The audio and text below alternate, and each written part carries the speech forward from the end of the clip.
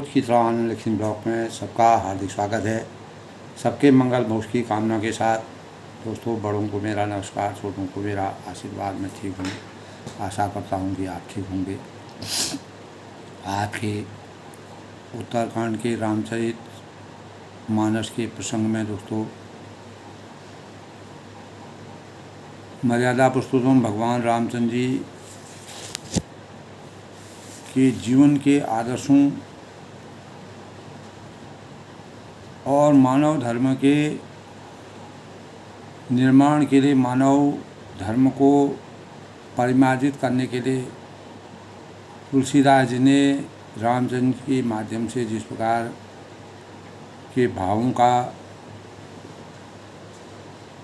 अवतरण किया है, वह आज के परिवेश में हमारे जीवन, मानव रक्षार्थ, मानव कार्य और मानव प्रेरणा के लिए सबसे सार्थकता और सेवा धर्म के भावों का सही समावेश उन्होंने किया है। और सेवा धर्म का पालन करने वाले को अनिवार्य आवश्यकताएं कभी अधूरी नहीं रहती हैं। सच्चा सेवक प्रभु श्री रामचंद्र को अतिशय प्रिय है। यह रामचरितमानस में अनेकों प्रसंगों, उनके कार्यों के विषय में मानव जीवन की चेतना को जगाने के प्रमाण मिलते हैं। तो श्री रामचरितमानस में कहा गया है दोस्तों, समदर्शी मुहि कौशब काहू, सेवक प्रिय अनन्य अतिशो। यानी सो अनंत जागे असी, मत न टरई हनुमंत, मैं सेवक सचराचर रूप स्वामी भगवंत। तो अर्थात जिसकी ऐसी बुद्धि कभी नहीं टलती है कि मैं सेवक हूँ। इसीलिए मर्यादा पुरुषोत्तम भगवान राम जी के सानिध्य में काकभूषण जी जन्म जन्मांतरों तक उन्होंने जो मर्यादा पुरुषोत्तम भगवान राम जी के विराट स्वरूप का दर्शन किया, तो ये उनके सेवा धर्म का सबसे बड़ा परिचय है। और हजारों सालों तक उन्होंने कौवे के रूप में अपने जीवन को समर्पित करके भगवान की भक्ति में अपने को लीन करने के भावों का संचार किया है। तो एक पक्षी से हमारे जीवन में किस प्रकार की प्रेरणा के भावों का संचार तुलसीदास जी ने किया है। और यह चराचर जड़ चेतन जगत मेरे स्वामी भगवान के रूप हैं, वही अनन्य है। यानी परिवार में अपने वयोवृद्ध माता पिता की सेवा से पुत्र को चारों पदार्थ धर्म, अर्थ, काम और मोक्षी का आशीर्वाद प्राप्त होता है। इसी कारण मर्यादा पुरुषोत्तम भगवान राम जी 14 वर्ष तक अपने माता पिता की आज्ञा के अनुसार वन के राज्य को सराहा और अनेक प्रकार की मानवों से अपना संवाद स्थापित करके मानव अंतिम छोर में रहने वाले मानव के पूरे जीवन का परिचय देकर के मानवता के धर्म को परिमार्जित किया। तो चार पदार्थ करतल ताके, प्रिय पितु मात प्राण समझा के। चार पदार्थ करतल ताके, प्रिय पितु मात प्राण समझा के। इन्हें सेवा करने से मनुष्य का हृदय शुद्ध होता है। इसमें प्रेम, दया, सरलता, विनम्रता, त्याग, उत्साह और परोपकार करने से सुंदर गुण विद्यमान होते हैं। तो त्यागपूर्वक सेवा करना अत्यंत सराहनीय माना जाता है।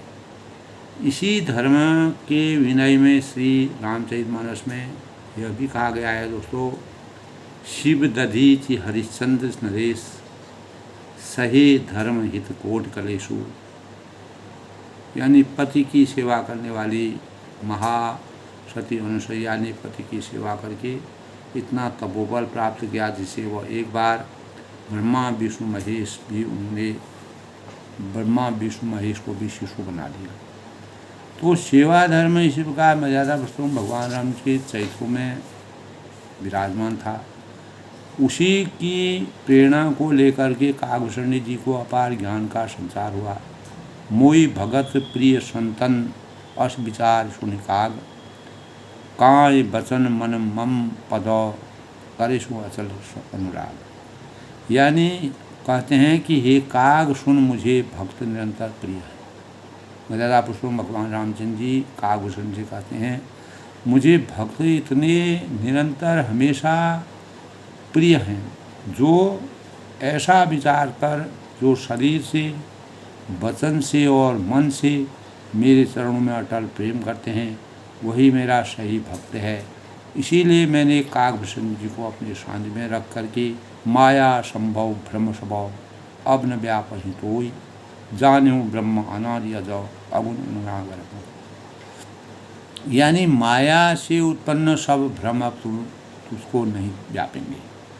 ये भगवान की भक्ति से जब कागभूषण जी को अनेकों वरदानों को देने के लिए, भौतिक सुखों को प्राप्ति करने के लिए अनेक प्रकार से मर्यादा पुरुषोत्तम भगवान राम ने आसक्ति किया, लेकिन कागभूषण जी ने भगवान से केवल भक्ति भावों को मांगा, परमात्मा की सेवा धर्म करने का, और माया से उत्पन्न सब भ्रम उनके इसीलिए हमेशा के लिए समाप्त हुए। अनादि अजन्मा अगुण प्रकृति के गुणों से रहित और गुणातीत दिव्य ज्योति के और विशाल गुणों अनेकों महान गुणों की खान ब्रह्म परमात्मा परम परमेश्वर मर्यादा पुरुषोत्तम भगवान राम जी को पूरा ज्ञान हुआ। तो इसी परिप्रेक्ष्य में दोस्तों कागभूषण जी ने मर्यादा पुरुषोत्तम भगवान राम जी के वास्तविक स्वरूप को अविरल भगति विशुद्ध तव श्रुति पुराण जो गाव, जही खोजर जोगीश मनु प्रभु प्रसाद को पा। तो आपकी जिस अविरल और प्रगाढ़ एवं विशुद्ध निष्काम भक्ति को श्रुति और पुराण गाते हैं, नीति गाती है, जिसे योगीश्वर मुनि खोजते रहते हैं, हमेशा अपने जीवन में उसकी तलाश करते रहते हैं, और प्रभु की कृपा से कोई बिरला ही जिसे पा सकता है, समर्थवान हो सकता है। तो भगत कल्पतरु प्रणत हितौ कृपा सिंधु सुधाम, सोई निज भगति मोहि प्रभु देव दया करेगा।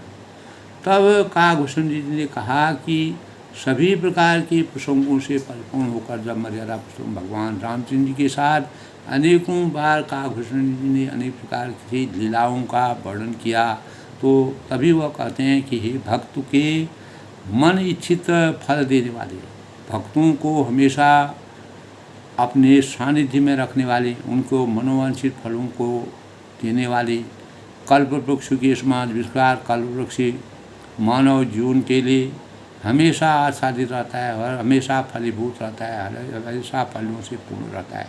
उसी प्रकार आपके जीवन में मानव जीवन के लिए हर समय आप सहर्ष खड़े रहते हैं। और हे शरणागत के हितकारी, हे कृपा सागर, हे सुखधाम, हे सच्चिदानंद श्री राम जी, दया करके मुझे केवल आपकी भक्ति चाहिए, जिस भक्ति से मैं इस सांसारिक माया मोह के बंधनों से परित्याग करूं। तो तब मर्यादा पुरुषोत्तम भगवान राम जी जब प्रसन्न बेला में थे, तब ए उमस्तु कई रघुकुल नायक, बोले बचन परम सुखदायक। सुन बायस तैं सहज शयाना, काहे न मार असी बरलाना, काहे न माग से अस बरलाना। ए उमस्तु कई रघुकुल नायक, बोले बचन परम सुखदायक। सुन बायस तैं सहज शयाना, काहे न माग से अस बरलाना। तो मर्यादा पुरुषोत्तम भगवान रामचंद्र जी कहते हैं, जब मनोकामनाओं की पूर्ति के लिए कागभूषण जी पूरा आसक्त हो जाते हैं और परमात्मा उनके भक्ति से, उनकी इच्छा शक्ति से, उनकी श्रद्धा से, उनके भावों से पूर्ण रूप से संतुष्ट हो जाते हैं, तब तो वो ए मस्तु ऐसा ही हो पाते हैं, यानी मेरी भक्ति तुमको हमेशा के लिए तुम्हारे अंतःकरण में विराजमान। रघुकुल के स्वामी परम सुख देने वाले वचन बोले कि कहा कि हे काक सुन, तू स्वभाव से ही बुद्धिमान है। विद्या बुद्धि दोनों के अलग अलग प्रभाव हैं। बुद्धि दोस्तों अनेक प्रकार के तर्कों और हमारी चेतनाओं की संवेदनाओं को जगाने का कार्य करता है। विद्या जो है वह हम अनेक प्रकार के लोगों से प्राप्त कर, बुद्धि जो है मानव जीवन की अपनी स्वयं से उत्पत्ति होती है। और विद्या हम किसी से प्राप्त करते हैं, पुस्तकों से प्राप्त करते हैं, अनेक प्रकार के पढ़ करके लिख करके ज्ञान से शिक्षक द्वारा अनेक प्रकार के लोगों से ज्ञान प्राप्त करते हैं। तो उन्होंने कहा कि रघुवन के स्वामी परम सुख देने वाले वचन बोले, हे काक सुन, तुम स्वभाव से बुद्धिमान हो। यानी तुम्हारी बुद्धि इतनी निपुण बुद्धि के तुम हो कि तुम भगवान की भक्ति के वास्तविक आनंद के रहस्य को प्राप्त करना जानते हो। तो ऐसा वरदान कैसे न मांगता। मुझे मालूम था कि तुम ऐसा ही वरदान मांगोगे। अगर कोई महत्वाकांक्षी होता, अपेक्षाओं से दूषित होता और अनेक प्रकार की कामनाओं से परिपूर्ण होता तो वह धन दौलत सुख सौंदर्य ये सब मांगता। लेकिन तुम्हारे बुद्धि विवेक का अपार ज्ञान होने की वजह से तुमने भक्ति की भावना को मांगा। इसीलिए पक्षी होने के बावजूद, पक्षी जीवन में यापन करने बाद भी तुम बुद्धि के इतने बुद्धि में इतने निपुण हो। तब सुख खान भगत ते मांगी, नहीं जग को तो ही सम बड़े ज्ञान। इस संसार में, इस सृष्टि में, इस धरातल में, इस संसार में कोई भी तुम्हारे समान बड़ा भागी कोई नहीं है।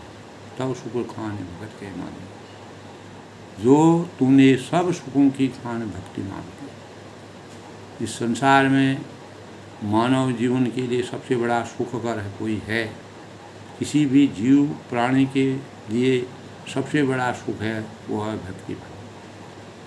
भक्ति में जब हम लीन हो जाते हैं, सच्चे भक्तों और सत्संग के सानिध्य में हम जाते हैं, तो हमें भक्ति के अपार ज्ञान का संचार हमारे अंतःकरण होता है। जो मुनि कोटि जतन सही लाए। जिस भक्ति को पाने के लिए अनेकों ऋषि मुनि हैं, जप और योग की अग्नि में अपने शरीर को जला लेते हैं। जीवन भर वह तप जाते हैं, करोड़ों यत्न करके, प्रयास करके, और जिस भक्ति को वह वास्तविक भक्ति को नहीं प्राप्त कर पाते हैं, उस भक्ति को तुमने सहज ही प्राप्त किया। इसका सबसे बड़ा कारण है कि तुम्हारी बुद्धि। तो इसीलिए दोस्तों, बुद्धि अगर हमारे अंतःकरण में है तो बुद्धि का सौजन्य ही विद्या की प्रगति करता है। उसी से हमको विवेक की प्राप्ति होती है। रीझऊँ देख तोरी चतुराई, माँ घूम भगत मोहि अति भाई। सुन विहंग प्रसाद बोले, सब शुभ गुण बरसई उरु तोरे।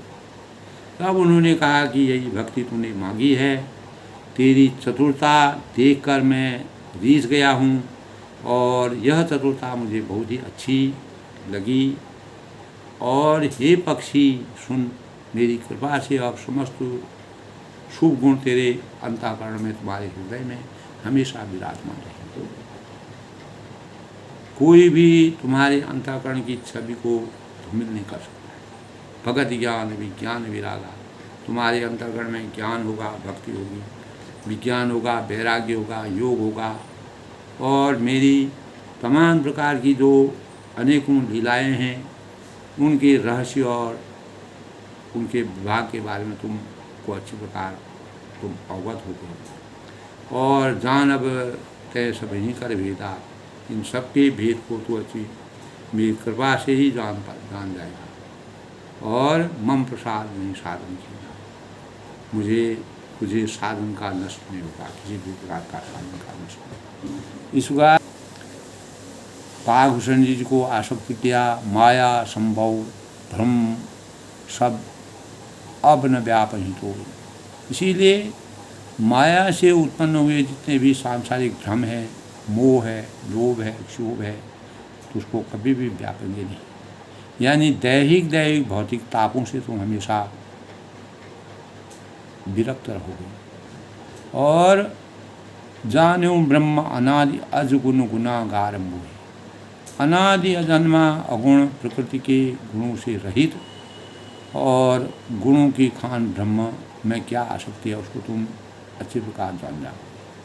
मोहि भगत प्रिय संतन अस विचार सुनकाग, काय वचन मन मम पद करिशु अचल अनुराग। यानी मोहि भगत प्रिय संतन अस विचार सुनकाग, काय वचन मम मन मम पद करिशु अचल अनुराग। हे काग सुन तुझे भक्त निरंतर प्रिय हैं, ऐसा विचार कर शरीर वचन और मन से मेरे चरणों में अटल प्रेम करना। इस प्रकार के भाव जो राम मर्यादा पुरुषोत्तम भगवान रामचंद्र जी कागभूषण जी को बताए, वही प्रसंग तुलसीदास ने काकभूषण जी के माध्यम से जिस प्रकार का संवाद था, उसी संवाद को सीधे गरुड़ जी को समझाने का प्रयास किया। तो इस प्रकार के भावों का संचार हमारे अंतःकरण में, यानी मर्यादा पुरुषोत्तम भगवान राम के चरित्र का जो चित्रण किया है दोस्तों, वह हमारे जीवन के लिए अभूतपूर्व है, वरदान है। तो आज के दोस्तों, तो ये कल का प्रसंग था। आज के प्रसंग में दोस्तों, आज के शुभ पंचांग की बात करते हैं। तो आज दोस्तों 16 सितंबर 2024 दिन सोमवार, भाद्र मास के शुक्ल पक्ष की त्रयोदशी तिथि, और आज दोस्तों घनिष्ठा नक्षत्र और सर्वार्थ सिद्धि योग का संयोग रहेगा। 6:17 में है। चंद्रमा आज दोस्तों कुंभ राशि में प्रवेश करेंगे। आज के शुभ मुहूर्त की बात करें तो अभिजीत मुहूर्त 11:57 से 12:46 तक है। आज का अमृतकाल सुबह 9:09 से 10:38 तक है। ब्रह्म मुहूर्त दोस्तों 4:41 से 5:29 तक है। आज के राहु काल की बात करें, राहु काल के समय में किसी प्रकार के शुभ कार्य को करना वर्जित माना गया है। 7:39 से 9:11 तक प्रातः। आज का सूर्योदय दोस्तों 6:07 पर होगा और सूर्यास्त जो है 6:25। इस प्रकार दोस्तों आज के शुभ पंचांग का स्वरूप है, जिसके अंतर्गत हम अनेक प्रकार के दैनिक जीवन के भावों का संचार अपने अंतःकरण में करते हैं। और इसी अनुरूप दोस्तों आज जो है सोमवार का दिन है, भगवान शिव को समर्पित यह दिन चंद्रमा और शिव जी को समर्पित है। सोमवार की प्रकृति दोस्तों सम होती है। भगवान शिव और चंद्रदेव को समर्पित यह दिन सुख और मानसिक शांति, अच्छी सेहत का सूचक है। इस दिन उपवास करने से भगवान मनोवांछित फलों की प्राप्ति होती है। भगवान शिव की विधिवत बेलपत्र हैं, मदार के पुष्प हैं, चंदन है, जल से भगवान शिव की, गंगा जल से भगवान शिव की अर्चना, शिव का जलाशय करना चाहिए। और सोमवार का व्रत दोस्तों हमारे जीवन में मनोवांछित फलों की प्राप्ति करते हैं और इस बार और इससे मानसिक शांति, प्रत्येक जातक के अंतर्गत में मानसिक शांति प्राप्त होती है। जो भी जीवन में किसी प्रकार से मानसिक रूप से परेशान रहता है, कार्य संपन्न नहीं होते हैं और विचलन रहता है, तो सोमवार का व्रत रखना चाहिए। ख़ास तौर से दोस्तों भगवान शिव जो है भावों के भूखे हैं। भगवान शिव जो है सबको समान रूप में देखने का उनका स्वभाव है। जब सृष्टि में उनका तो इस दिन भगवान शिव और शिव परिवार की पूजा करने का विधान है। मंगलकारी और सोमवार नए कार्यों को संपन्न करने का दिन, किसी भी कार्य को शुरुआत करने के लिए शुभ माना जाता है। भगवान शिव समरूप और अनेक प्रकार के संपन्नता के द्योतक माने गए हैं और शंकर जी के सरल और सहज वृत्तांत तो उनके जीवन का मिलता है। जब उन्होंने वैदिक ग्रंथों के अनुसार दोस्तों आषाढ़ मास में भगवान महादेव की पूजा करने का विधान बहुत ही महत्वपूर्ण रखता है। इससे प्रत्येक जातक को जीवन में अनेक प्रकार के संकटों से शुभता के मानक के रूप में माना जाता है। तो भगवान शिव सभी देवताओं में शिव सर्वाधिक कल्याणकारी और मंगलकर्ता और विध्वंसकारी है। शिव के संबंध में शास्त्रों में वेदों में अनेक वर्णन हैं। तो शिवलिंग की प्रेरणा से भगवान रामचंद्र जी को शिव की प्रेरणा रामेश्वरम में जब भगवान शिव जो है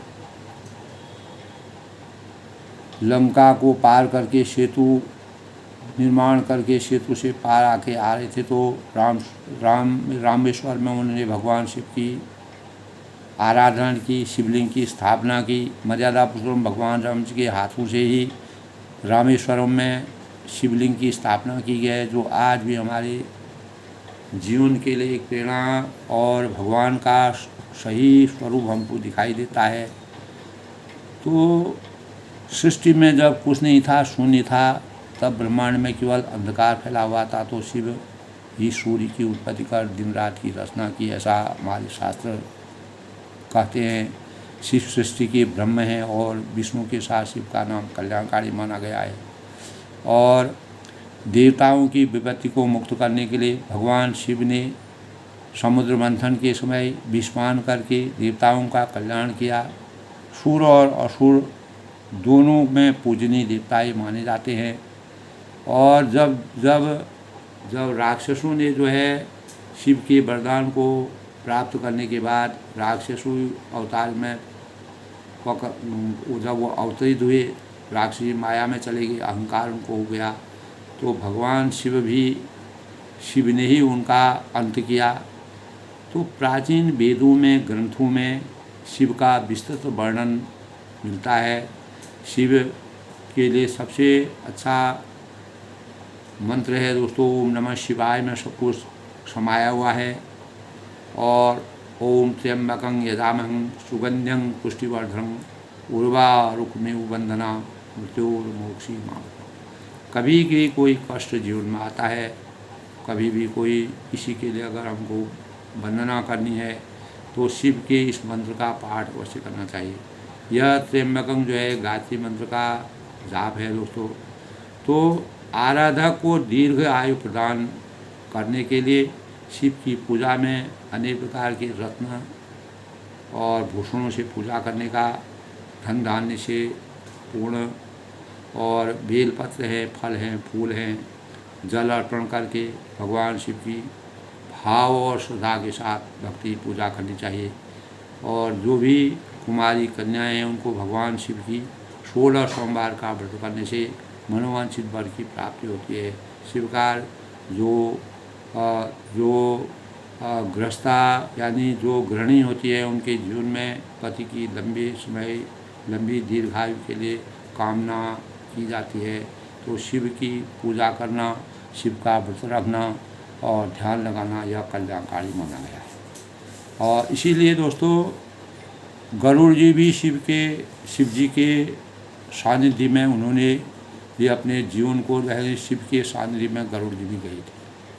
तो गरुड़ जी ने शिव के सानिध्य में जाकर के भगवान शिव के स्वरूप का जो शिव जी ने ही उनको रास्ता बताया काकभूषण जी तक, काकभूषण जी तक पहुँचने के लिए।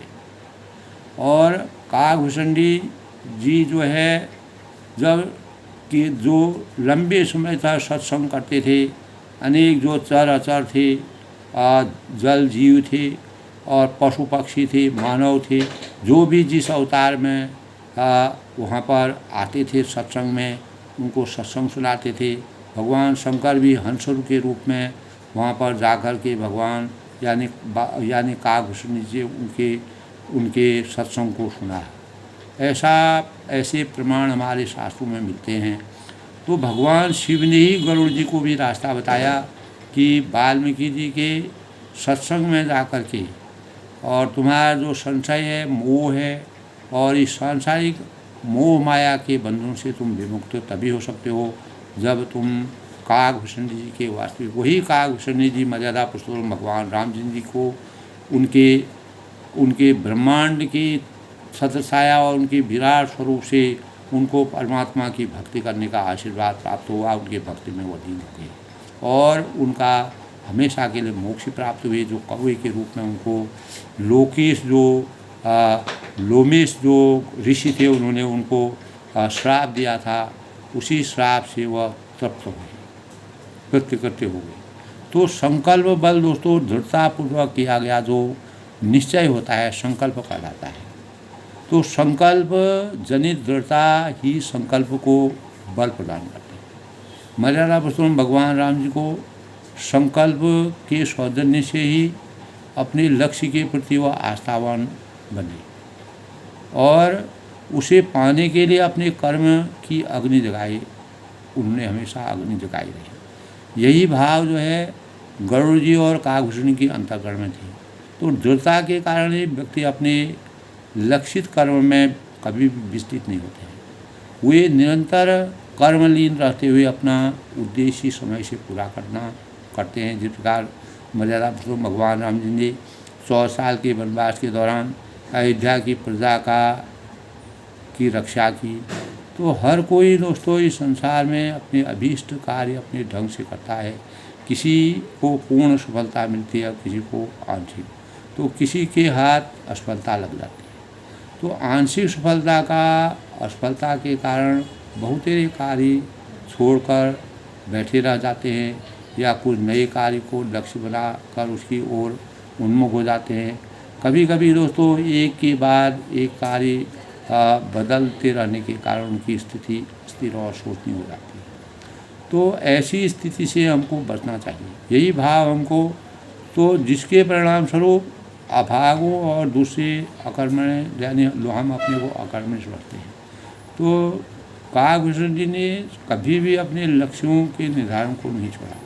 तो संकल्प वह विकल्प है जो व्यक्ति को हताशा के गर्त से धकेलने के बजाय, यानी मर्यादा पुरुषोत्तम भगवान राम जी संकल्पों के बदौलत और अपने रघुकुल की रीति को हमेशा मर्यादित रखा और अनेक प्रकार के गर्त से हम संकल्प की यह सीढ़ी उसे प्रत्येक मानव को आशा की उन्नत अट्टालिकाओं तक पहुंचाने का कार्य करती है।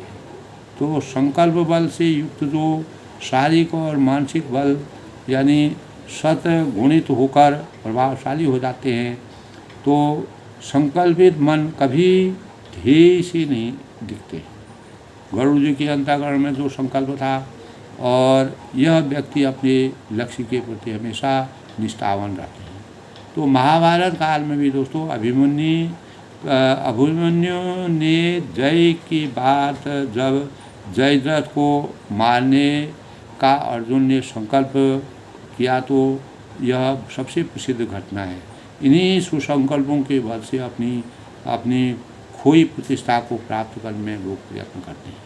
तो संकल्पों के परिणाम स्वरूप महत्वाकांक्षाओं को संपूर्ति करने का प्रयत्न करते हैं और इस प्रयास में सफलता हासिल करते हैं और निसंदेह संकल्प में असीम बल होता है और संकल्पित लक्ष्य अवश्य पूरा होते हैं और जिससे संकल्पित लक्ष्य जीवन की शैली को सिद्धता में बदलते हैं। इसीलिए काकभूषणी ने संकल्पित लक्ष्यों का अनुसरण करके अपने जीवन को परिमार्जित किया। इस प्रकार दोस्तों मानव जीवन में काकभूषणी जी से हमको अनेक प्रकार की प्रेरणा मिलती है। तो भगवान रामचंद्र ने जिस प्रकार तब कहा कि मुझे भक्त निरंतर प्रिय हैं, ऐसा विचार कर शरीर वचन और मन से मेरे चरणों में अटल प्रेम करो। तो वही प्रेम जो है काकभूषणी ने उनसे वरदान के स्वरूप मांगा था। अब सुन परम विमल बम वाणी, सत्य सुगम निगाम बखानी, निज सिद्धांत सुनाहूँ तो ही, सुन मनु धरि तजी भजबू। तो भगवान ने काकभूषण जी को बताया कि भक्ति के भावों को तो मैंने तुमको, वह वरदान मैंने तुमको दे दिया है। तो उन संकल्पों यानी अब तब उन्होंने कहा कि हे काक सुनो, तुम मुझे निरंतर प्रिय हो और ऐसा विचार कर शरीर वचन और मन से मेरे चरणों में अटल प्रेम रखना। उसके बाद उन्होंने काकभूषण से कहा कि अब सुन परम विमल मम वाणी, अब मेरी सत्य सुगम और वेदांत के द्वारा वर्णित परम निर्मल वाणी सुनो। वह क्या है? सत्य सुगम निमागर बखानी, निज सिद्धांत सुनाऊँ तो। उन्होंने कहा कि मैं तुझको यह निज सिद्धांत सुनाता हूँ। जीवन में दोस्तों हमारे जीवन में सिद्धांत हमारे जीवन की पराकाष्ठा और जीवन के वो सफलता की ओर और मानव की धारणाओं को नियमित करने के लिए जीवन में सिद्धांतों का होना जरूरी है। अगर हमारा एक सिद्धांत नहीं होगा तो हम सिद्धांत विहीन होंगे, तो हम अपने कार्यों में विचलित रहेंगे। तो सैद्धांतिक रूप से हमें अपने कार्यों का संचालन करना बहुत जरूरी है। इसीलिए मर्यादा पुरुषोत्तम भगवान ने उनको नीति की बात बताई कि मैं तुमको निज सिद्धांत सुनाऊँ तो ही, मैं तुमको अपना निज सिद्धांत, अपना स्वयं का सिद्धांत सुनाता हूँ। सुन मन धरो सब तजी भजमोही, सुनकर मन में उसको धारण करना और सब तज कर मेरा भजन करना। पूरा सांसारिक चीज़ों को का परित्याग करके केवल भगवान यानी भक्ति में लीन होना। जब तुमको परमात्मा का सानिध्य प्राप्त हो गया है, भक्ति भाव प्राप्त हो गए हैं, तो तुम्हारे जो सिद्धांत मेरे हैं उस सिद्धांत के अनुसार तुमको अब अपने जीवन में चलना पड़ेगा। मम माया संभव संसारा, यह सारा संसार मेरी माया से उत्पन्न हुआ है। सृष्टि का निर्माण परमात्मा के अधीन है और जीव चराचर विविध प्रकार, और इस अनेकों संसार में, इस चराचर सृष्टि में अनेकों प्रकार के चराचर जीव हैं और सब मम प्रिय सब मम उपजाए, वे सभी मुझे प्रिय है क्योंकि सभी मैंने उत्पन्न किए। तो भगवान की नज़रों में, परमात्मा की नज़रों में जिन्होंने इस सृष्टि का निर्माण किया है, जो सृष्टि के संचार करता है, उनके लिए न कोई छोटा है न कोई बड़ा है, कोई किसी प्रकार के भी कार्य करे वह उनके लिए समान दृष्टि रखते हैं, लेकिन उसके कर्मों के अनुसार उसको फल मिलते हैं क्योंकि सभी मेरे द्वारा उत्पन्न किए हैं। तब से अधिक मनुष्य मोहि भाई, मनुष्य, किंतु मनुष्य मुझको सबसे अधिक अच्छे लगते हैं। मानव शरीर, मानव देह, जिसमें सभी प्रकार के कार्यों को करने की अभिव्यक्ति होती है, उनका स्वरूप होता है, ज्ञान होता है, बुद्धि होता है, विवेक होता है, कार्यों को संपूर्ण करने की जो भावना होती है मानव में सबसे ज़्यादा होती है। तीन महाद्विज द्विज महासूत्रधारी, तो उन मनुष्यों में भी द्विजों में भी वेद और कंठ में धारण करने वाले, जो वेदों को अपने कंठ में हमेशा धारण करते हैं, ऋग्वेद, सामवेद, यजुर्वेद, अथर्ववेद। तो इन चार प्रकार के वेदों को अंतःकरण में धारण करने वाले ऐसे मनुष्य में जो द्विज हैं, द्विजों में भी वेदों को कंठ करने वाले, तीन महु निगम धर्म अनुसार, उनमें भी वेदों की उक्ति धर्म पर चलने वाले लोग, उनमें भी विरक्त वैराग्यवान मुझे प्रिय है। और तिन मह प्रिय विरक्त बिन ज्ञानी, ज्ञान हूँ ते अति प्रिय विज्ञानी। और वैराग्यवानों में फिर ज्ञानी और ज्ञानियों में भी अत्यंत प्रिय विज्ञानी। तो इस प्रकार की आभा मनुष्य में द्विज, द्विजों में वेदों की धारणा करने वाले और उनमें भी वेदांत धर्म पर चलने वाले, जो वेदों के धर्म के अनुसार कार्यों को, अपने दैनिक कार्यों को चलाते हैं, अपने संकल्पों में निहित रहते हैं, अपने संयमों में निहित रहते हैं, उनमें भी विरक्त, जो अनेक प्रकार के धर्म पर चलने पर वेदों की उक्ति में भी निरंतर वैराग्यवान मुझे बहुत प्रिय है, जिनको किसी के ऊपर किसी प्रकार का माया मोह शोभ लोभ नहीं है, क्रोध नहीं है। वैराग्यवान ज्ञान होते अति प्रिय विज्ञानी। वैराग्यवानों में फिर ज्ञानी और ज्ञानियों में भी अत्यंत प्रिय विज्ञानी, वो मुझे सबसे ज़्यादा प्रिय है। तो अपने अंतःकरण की जो भावना मर्यादा पुरुषों, यानी भगवान के स्वरूप में कितना गूढ़ रहस्य छुपा हुआ है, वो गूढ़ रहस्य साधारण मनुष्य उसको नहीं जान सकता है, हम उसको कुछ नहीं जान सकते हैं। मर्यादा पुरुषों भगवान राम जी के विचित्र जो जीवन है, जो उनकी शैली है, जो परमात्मा का आशीर्वाद है, जो उनकी भावना है, जो उनकी अंतःकरण की छवि है, उसको तुलसीदास ने पौधी मार्मिक और हृदय स्पर्शी भ्रम से वर्णन किया है। तिनते पुण्य मोही प्रिय निज दासा, जय गति मोर न दूसरी आशा। तो एक कौवे के रूप में अवतरित काकभूषण जी को जब परमात्मा ने अपना पूरा आशीर्वाद प्राप्त किया, जो उनके परिवार के लोगों को, जो सगे संबंधी, उनको भी मालूम नहीं था, लेकिन काकभूषण को सब ज्ञान प्राप्त किया। तिनके पुण्य मोहि प्रिय निज दासा। तो भगवान की आसक्ति किस पर हो जाए, भगवान किस पर प्रसन्न हो जाए, किस भी भक्ति में अपार क्षमता है, उस क्षमता के अनुसार भक्ति के भावों का सही संचरण कर सकता है। ज़रूरी नहीं है कोई ऋषि है, मुनि है, हजारों सालों से तपस्या कराया, उसको भगवान की सच्ची भक्ति प्राप्त हो। तो भक्ति जो है कहाँ छुपी हुई है, उसके भाव कहाँ छुपे हैं, परमात्मा की कृपा किस पर बरसती है, ये कोई नहीं जान सकता है। क्योंकि परमात्मा की नज़र में इस संसार में जो सृष्टि को पैदा किया है परमात्मा ने, उनके लिए हर एक प्राणी जो है उनकी नज़रों में समभाव समान रूप में है। तिन्हें ते प्रभु मोहि प्रिय निज दास। विज्ञानियों से भी प्रिय मुझे अपना दास है, यानी जो विज्ञान के द्वारा किसी भी चीज़ का संपूर्ण हल खोजने में निपुण रहते हैं, उनसे भी प्रिय मुझे उसका दास है। जो मेरा सेवक है वह मुझे सबसे बड़ा प्रिय है। जही गति मोर न दूसरी आशा, जिसे मेरी ही गति आश्रय है और कोई दूसरी आशा नहीं। पुनि पुनि सत्य कहूँ तो ही पाही, मैं तुझसे बार बार सत्य निसिद्धांत करता हूँ। ये सिद्धांत मैं किसी दूसरे को नहीं बता सकता हूँ। और तुमको जो मेरा भक्ति का आशीर्वचन प्राप्त हुआ, इसीलिए मैंने तुमसे अपने मन वचन और शरीर से जो भावना थी, उन भावनाओं का, अंतःकरण की भावनाओं का सही ढंग से वर्णन किया है। और मोहि सेवक सम प्रिय को नहीं, और मुझे अपने सेवक के समान प्रिय कोई भी नहीं है संसार।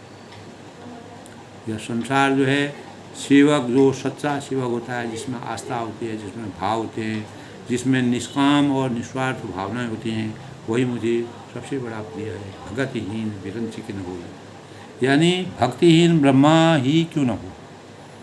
अगर ब्रह्मा विष्णु महेश तीन शक्तियाँ हैं, जो मर्यादा पुरुषोत्तम भगवान राम जी की सेवकाई है, अगर ब्रह्मा जी के पास भी अगर भक्ति नहीं है तो वह भी मुझे प्रिय नहीं। जो पूरे संसार की रचना जिन्होंने की है, और वह मुझे सब जीवों के समान ही प्रिय है। सब जीवों सब प्रिय मोह सोई, वह मुझे सब जीवों के समान प्रिय है। भगति बंत अति नीचों प्राणी, और परंतु जो भक्तिमान अत्यंत नीच भी प्राणी मुझे प्राणों के समान प्रिय है। और यह मेरी घोषणा है, यह मैं सत्य वचन कहता हूँ। यही भाव मैंने तुमसे अपने आसक्ति के अनुसार, भक्तिहीन ब्रह्मा ही क्यों न हो, वह मुझे सब जीवों के समान ही प्रिय है। भगत हीन बिरन चिकिन होई, सब जीवों सब प्रिय मोह तो सोई। भगति बंत अति नीच हूँ प्राणी, मोहि प्राण प्रिय असिम मानी। परंतु भक्तिहीन अत्यंत नीच भी प्राणी मुझे, अगर कोई भक्तिमान है, अगर भक्तिहीन अगर ब्रह्मा भी हैं वो भी मुझे पसंद नहीं है, और भक्तिवान अगर कितना भी नीच हो। इसीलिए मर्यादा पुरुषोत्तम भगवान राम जी ने जो उनके सानिध्य में आए, जिनको उनके ऊपर आस्था प्रकट हुई, उनके भावों को जाना, तो उन्होंने हमेशा अत्यंत नीच से नीच प्राणियों के जीवन को पार करके मोक्ष की प्राप्ति की, और इस संसार के भवबंधन के माया के बंधनों से हमेशा के लिए उनको अलग किया, तृप्त कर दिया, कृत्य कर दिया, धन्य कर दिया। तो इस प्रकार के अगर कोई भक्ति में लीन है, भक्ति में समर्पित है, भक्ति में आस्था रखता है, भक्ति में श्रद्धा रखता है, पूर्ण निष्ठा रखता है, अत्यंत नीच भी प्राणी हो, वह मुझे प्राणों के समान प्रिय है, यह मेरी घोषणा है। तो इस प्रकार के जो अंतःकरण की वेदनाओं की भावनाओं को मर्यादा पुरुषोत्तम भगवान राम जी ने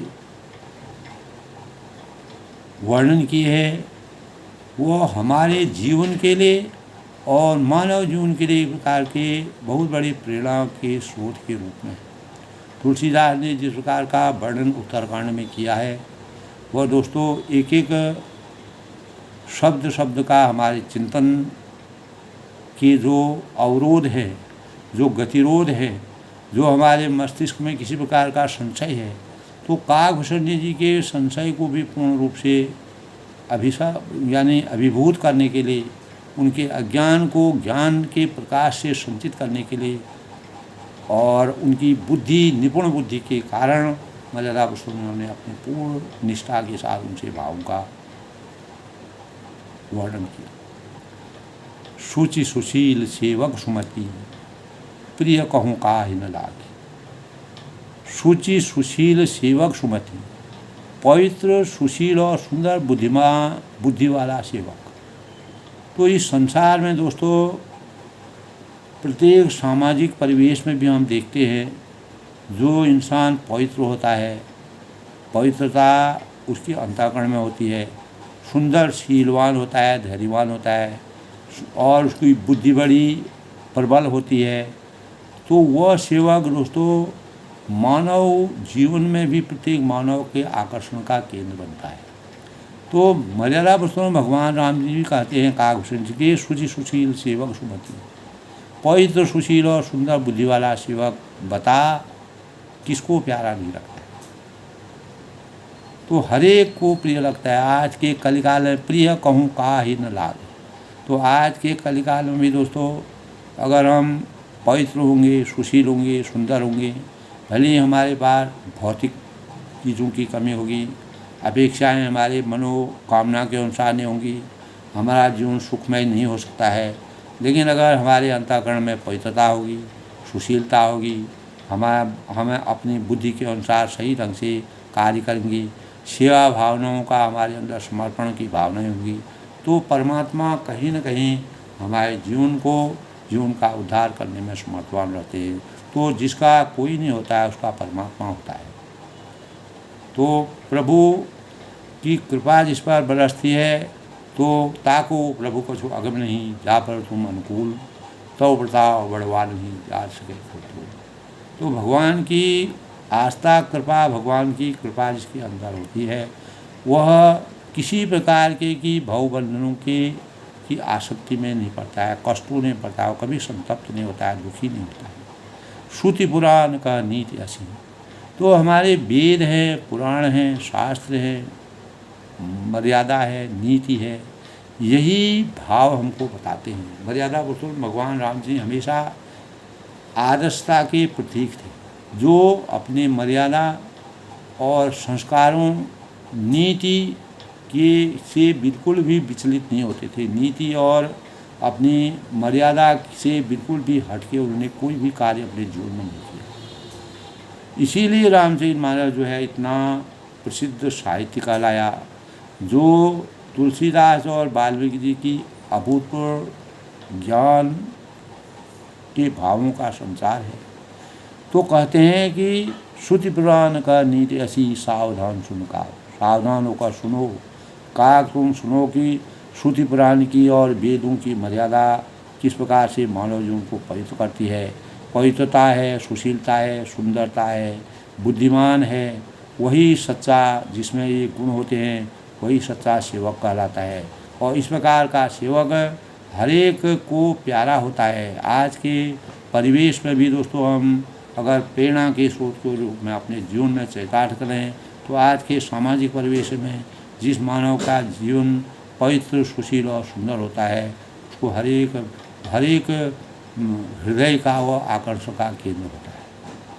तो इस प्रकार दोस्तों कागभूषण जी के चिंतन को जिस प्रकार से और जो मन को और जो उनके अंतःकरण में जो उनकी बुद्धि थी, उस बुद्धि में और आनंद करके सुख के अनुभवों का संचारण करके मर्यादा पुरुषोत्तम भगवान राम जी ने कागभूषण जी को भक्ति का आशीर्वाद दे करके, अपने सानिध्य का आशीर्वाद दे करके उनके जीवन को धन्य करते हुए अनेक प्रकार के भावों का पूर्ण निष्ठा के साथ वर्णन किया।